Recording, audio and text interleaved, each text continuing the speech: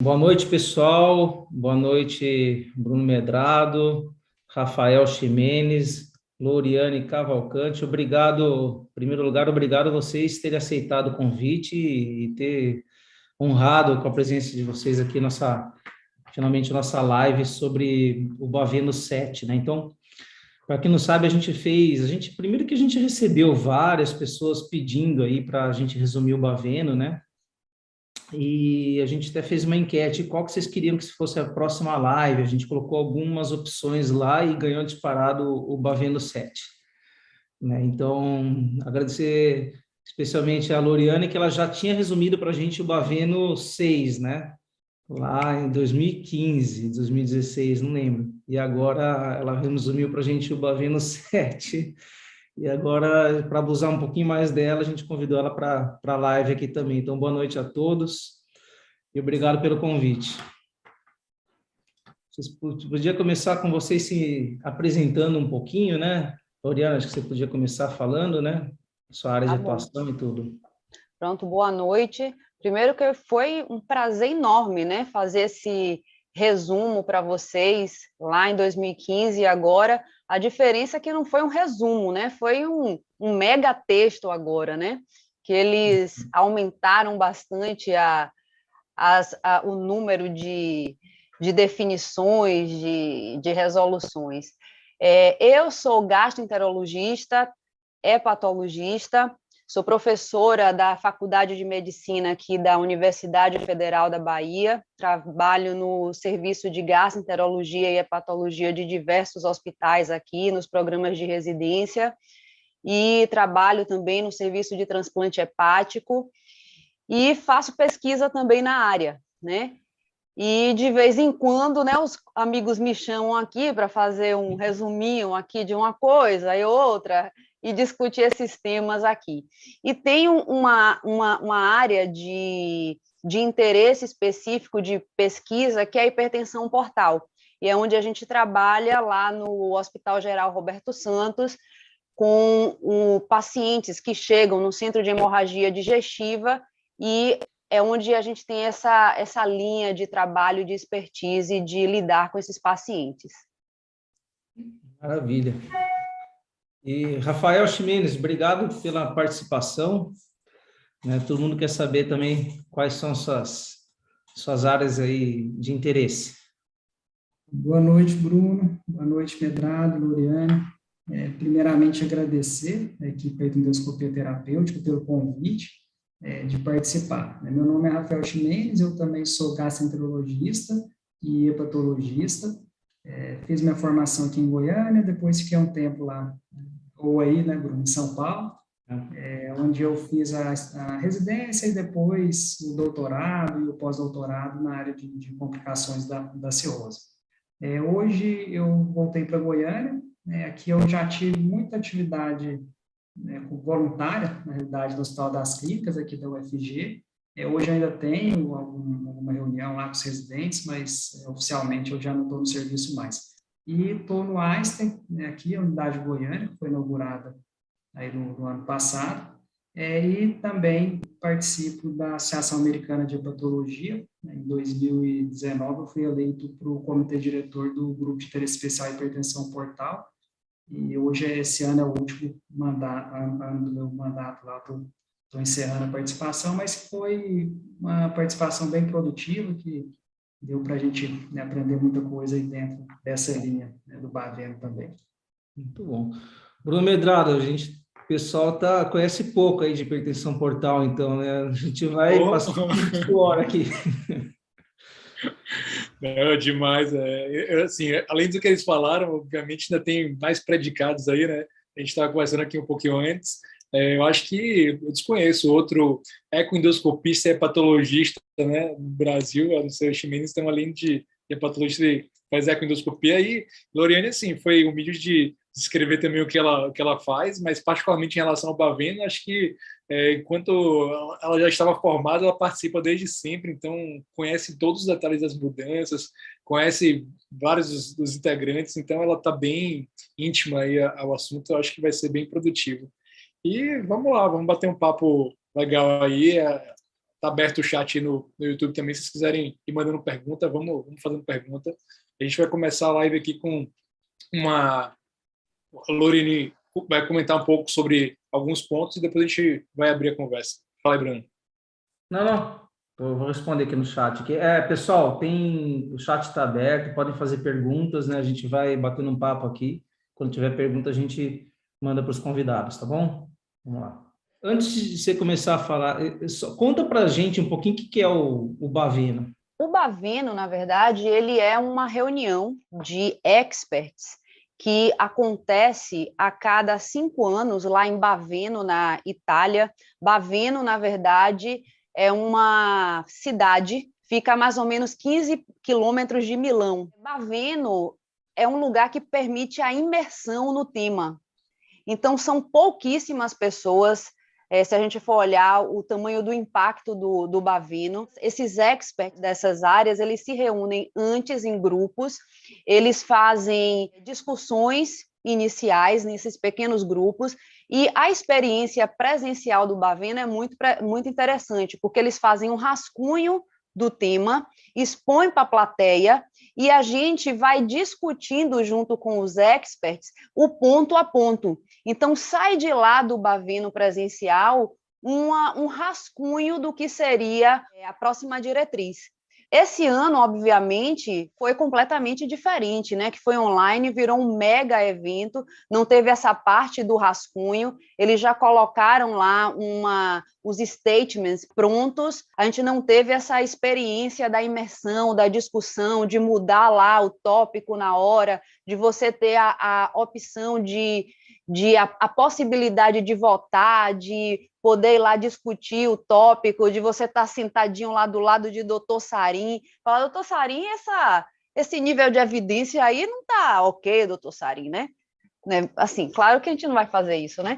Mas poderia, né? Então, é uma experiência que é muito, muito interessante, né? Até porque é um evento muito pequeno e você tem a possibilidade de participar ativamente dessas decisões, né? E ela acontece já há algum tempo. E o que aconteceu de 2019 para cá é que o Baveno ele teve uma associação com a Sociedade Europeia, né? E aí ele foi avaliado e visto, né, de uma forma muito mais ampla. Foi avaliada a hipertensão portal e o paciente com doença hepática crônica numa perspectiva muito mais ampla da doença, né? E esse foi o grande ganho do Baveno ao longo dos anos, né? Tanto que a gente, quando olha para trás, a gente vê como a diretriz ela tem aumentado e visto a hipertensão portal numa dimensão muito maior. Você está sem áudio.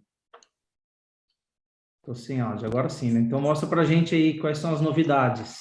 Olha, longe disso daqui ser uma aula, tá? Até porque meu amigo Bruno chegou para mim e falou assim, você fez slide? Eu falei, eu não, Bruno.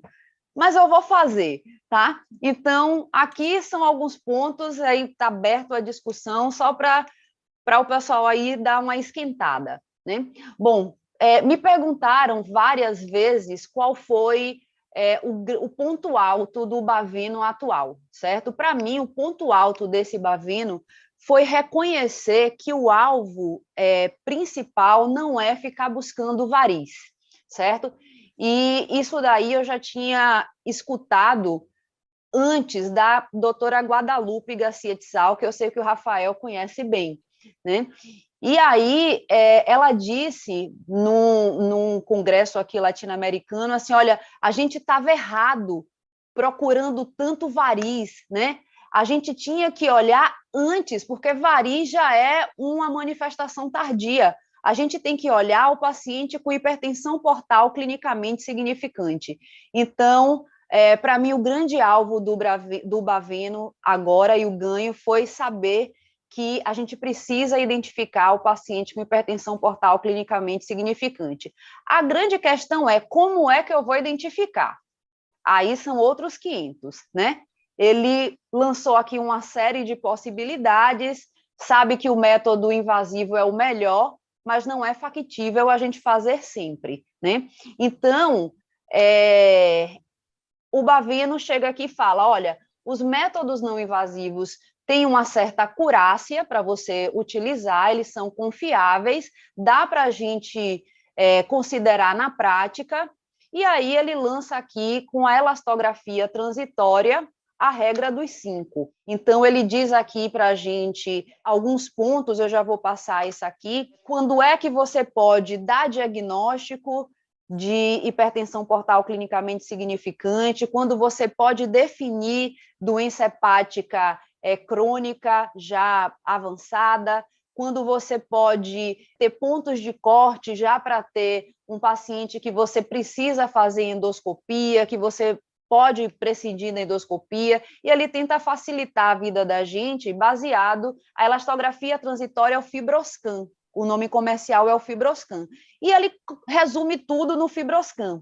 E aí começa o primeiro ponto de discussão, né? Tudo bem, é o que é mais estudado, mas é o mais estudado, mas ele não é disponível para todo mundo. Existem outros métodos, mas foi o que ele adotou aí como o melhor. E aí ele coloca essa regra como 5, 10, 15, 20 e 25 quilopascais, que a medida de rigidez hepática, né? O Baveno 6, ele falava já assim, olha, se o indivíduo tiver mais de 150 mil plaquetas e menos de 20 quilopascais, você nem precisa fazer endoscopia nesse momento, né? E aí, esse Baveno aqui, ele extrapola, ele fala assim, olha, se o indivíduo tiver menos de 5 quilopascais, esse fígado é normal. Se tiver menos de 10, você não só tem um fígado, você tem um fígado que pode até não ser normal, mas ele não tem doença hepática avançada. Se tiver mais de 25 quilopascais, é um paciente que já tem não só doença hepática avançada, mas tem hipertensão portal clinicamente significante. Então, a gente ficou aqui no meio dessas definições, e a gente tem definições aí agora do paciente que pode recompensar.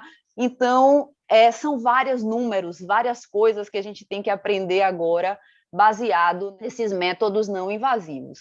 Todo guideline, todo algoritmo é um guia, mas não é uma bíblia, né? Uma coisa que você tem que acreditar na fé, sem questionar as evidências. Ajuda, mas não é uma coisa assim totalmente fora de questionamentos.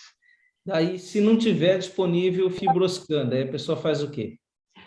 A gente vai se guiar por medidas laboratoriais de imagem, clínicas e endoscópicas. Eu vou te falar que é o que a gente faz na prática.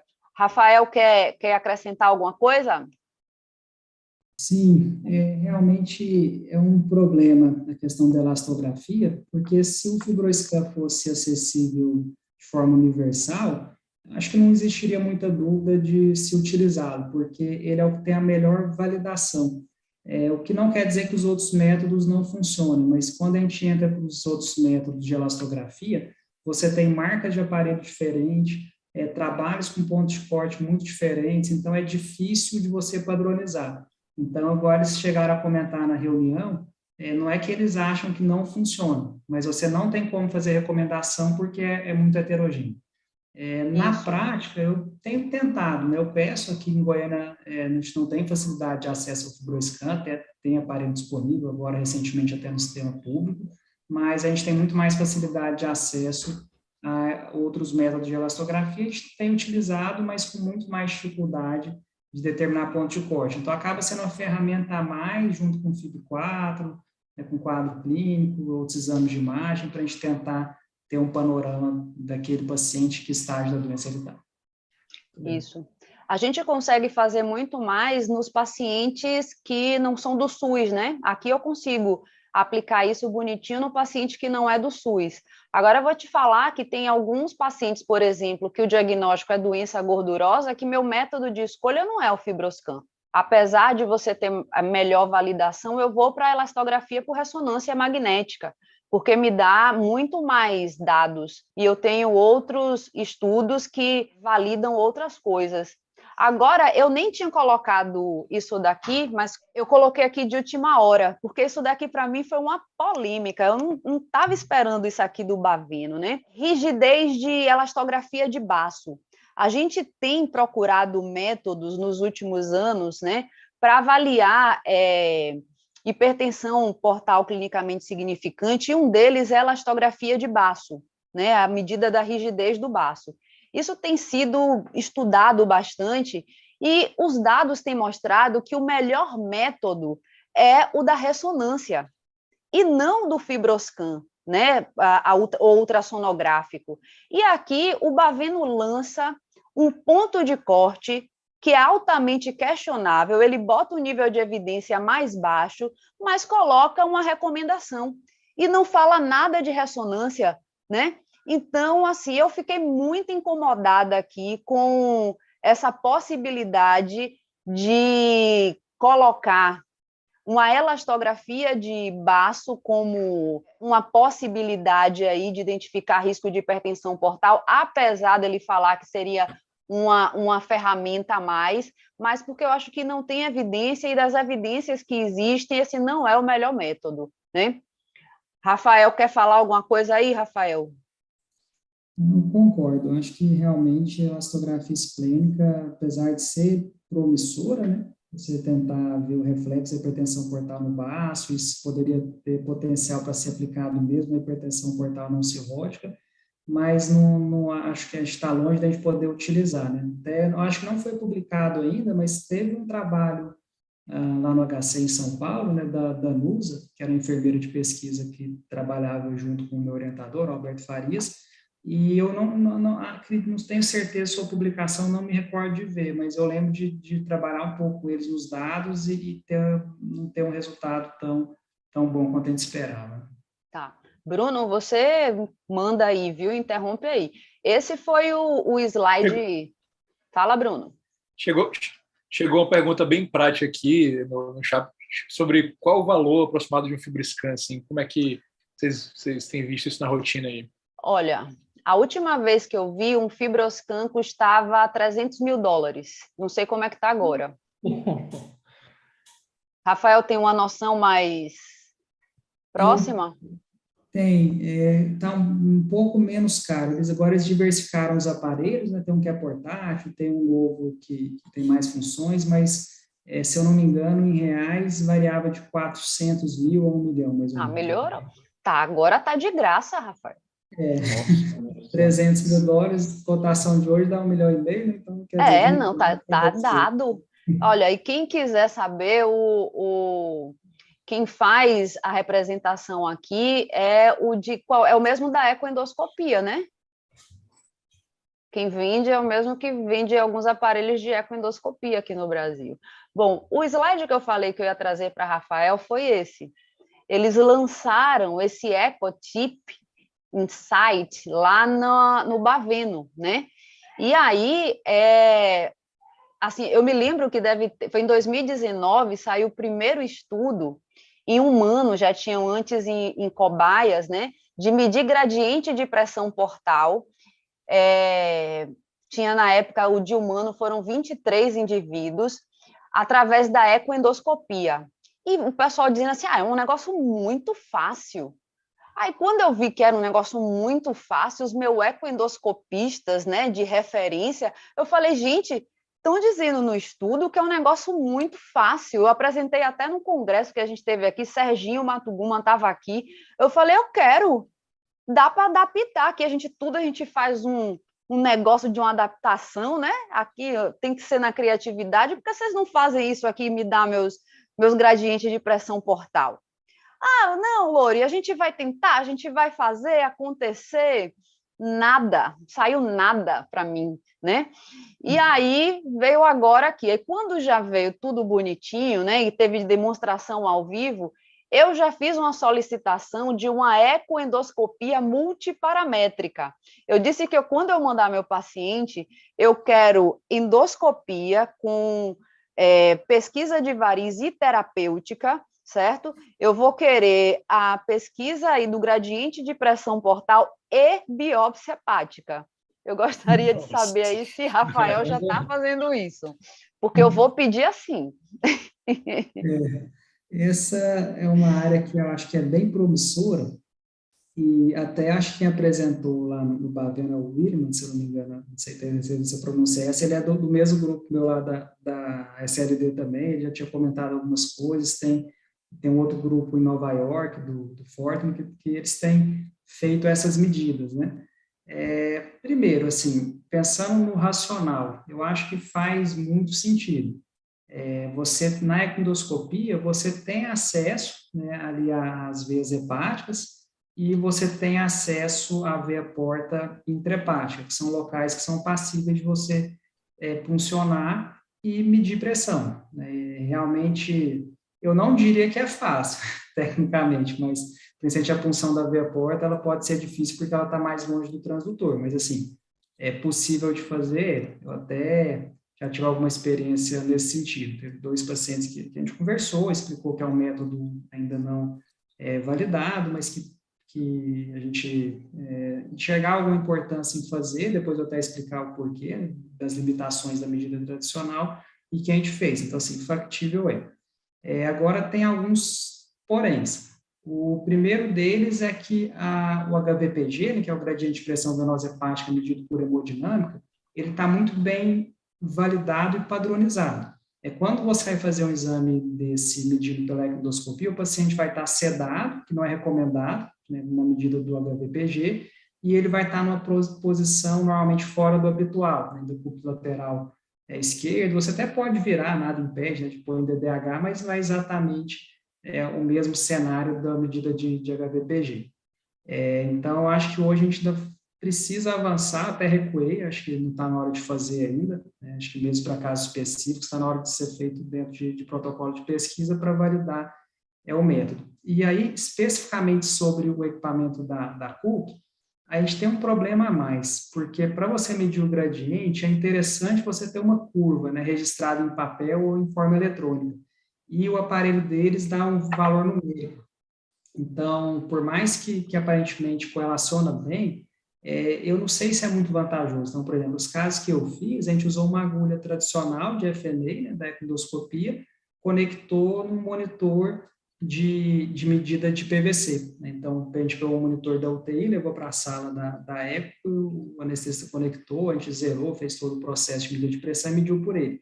E lá você tem a curva, você tem o gráfico, você tem como registrar, talvez é mais interessante.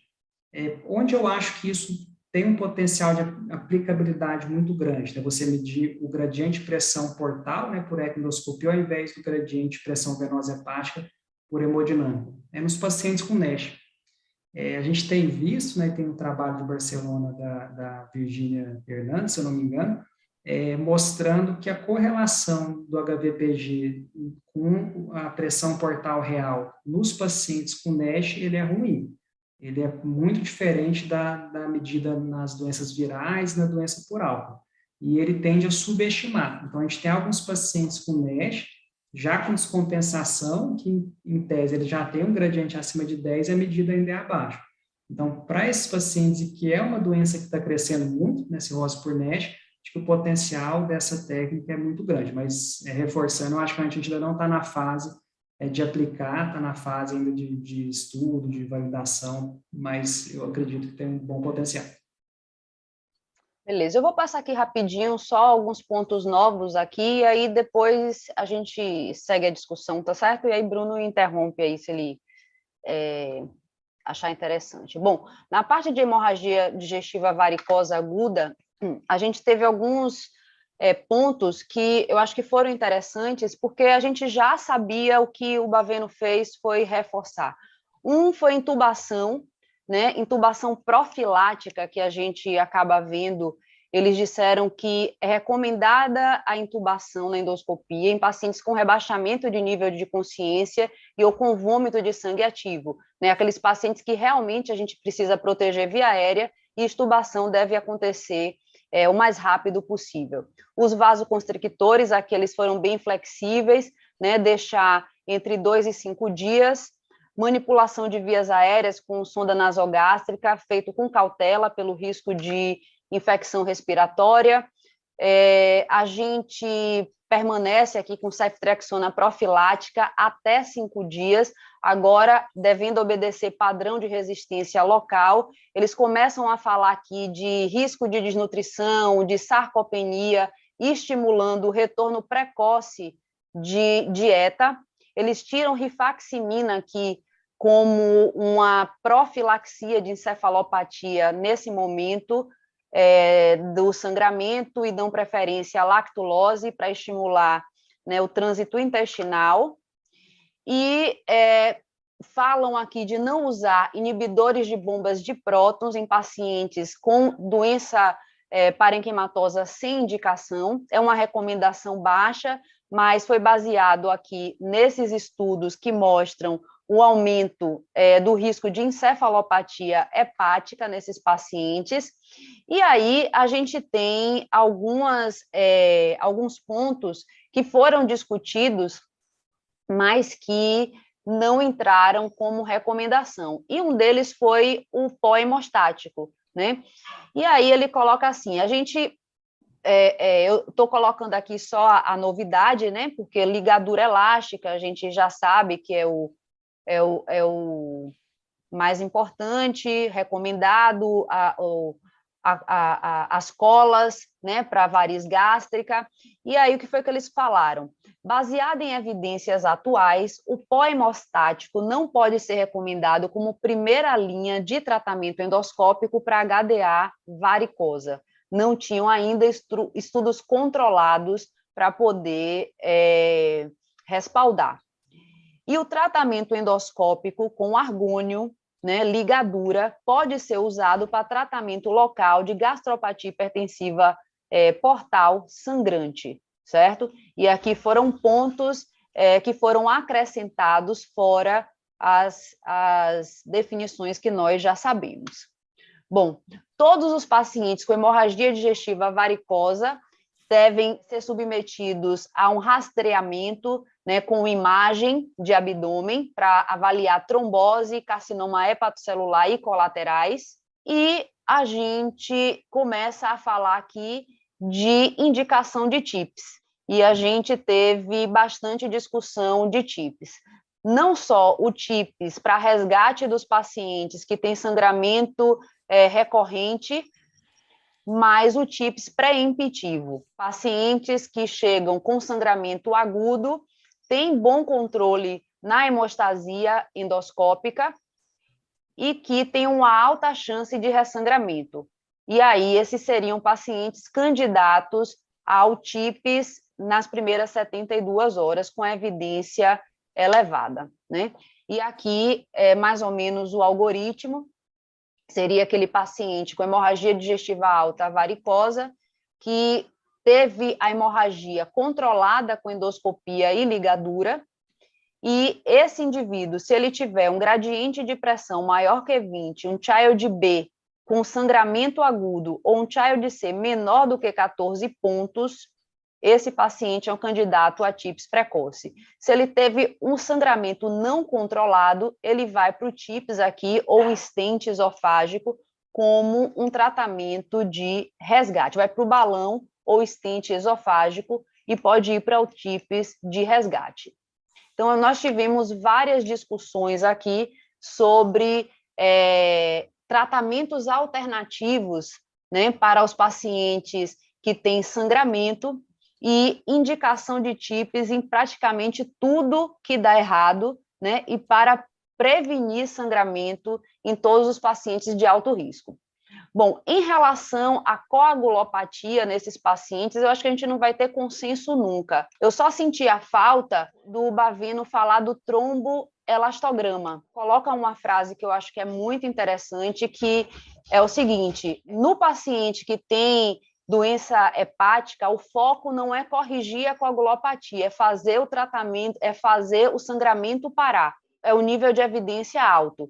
E aí a gente já aprendeu em relação à coagulopatia que plaqueta, TP com RNI, eles têm uma acurácia muito baixa para avaliar a coagulopatia do nosso paciente. Nem sempre a gente vai ter um exame qualitativo, né, da coagulação. Então, o foco do nosso paciente, de fato, vai ser parar o sangramento. Obviamente que a gente vai precisar ter bom senso. Aquele paciente que está com sangramento recorrente, plaqueta muito baixa, está com RNI muito alargado, claro que a gente vai fazer transfusão de hemocomponentes, mas essa não é uma regra.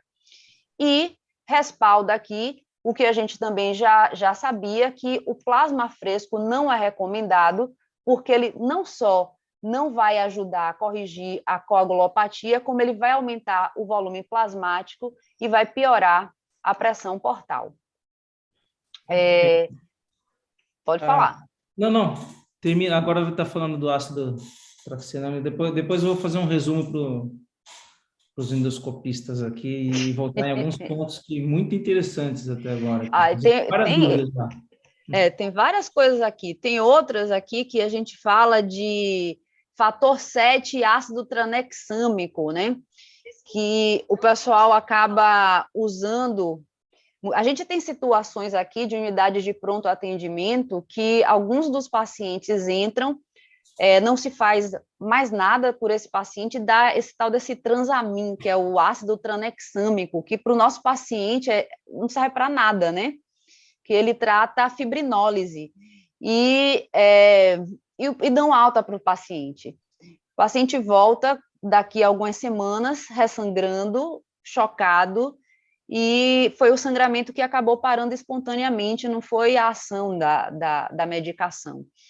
Bom, a outra coisa que acaba sendo óbvia, mas eu achei super importante estar escrito, foi que o paciente que sangra em uso de anticoagulação deve ter o tratamento suspenso até o controle hemorrágico. E o período de suspensão é personalizado conforme a indicação da anticoagulação. É interessante isso, mas quando a gente vai para a prática, quando isso está escrito, leva a um impacto diferente, né? Eu não tenho, por exemplo, estudos que falam de impacto de sobrevida de antiagregação plaquetária num paciente que sangra por úlcera, no paciente que é hepatopata. Então, o bom senso rege o meu paciente. O meu paciente tem um risco de trombosar que é muito semelhante ao que ele tem de sangrar. Então, enquanto eu não tenho respaldo, ver aqui que a evidência é 5D, eu tenho que usar o bom senso. Bom, aí a gente vai para as novas discussões, né? E aqui a gente fala de pacientes que têm variz GOV2, as varizes isoladas gástricas, varizes ectópicas. Aí ele coloca que o BRTO pode ser uma alternativa à endoscopia. Ele está dizendo que eu posso não fazer endoscopia, tá? Pode ser uma alternativa à endoscopia ou TIPS, considerando o diâmetro e tipo do shunt, dependendo da expertise local. Olha só. O tratamento endovascular e endoscópico devem ser considerados para pacientes com varizes ectópicas. E aí ele fala de uma associação de tratamentos. Eu gosto mais disso daí.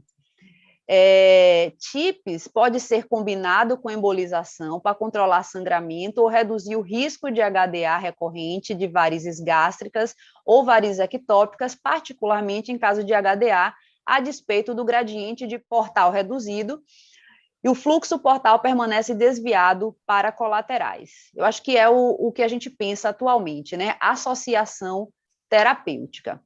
E aqui, eu acho que já é para acabar aqui, que é a prevenção do sangramento recorrente por gastropatia hipertensiva portal, né? Que é o sangramento por gastropatia hipertensiva portal e o GAVE, né, que é a ectasia vascular de antro gástrico. E ele diz aqui que eles precisam ser avaliados com cuidado porque eles são distintos, né? E o tratamento é diferente. E aí ele coloca assim, ó, se é gastropatia hipertensiva portal, você faz beta-bloqueador como terapêutica de primeira linha, né? E o paciente que sangra, terapêutica endoscópica com plasma de argônio ou hemospray, para esse caso, ele poderia ser utilizado. E o TIPS tem que ser considerado nos pacientes que dependem de transfusão, a despeito do uso de beta-bloqueador e tratamento endoscópico.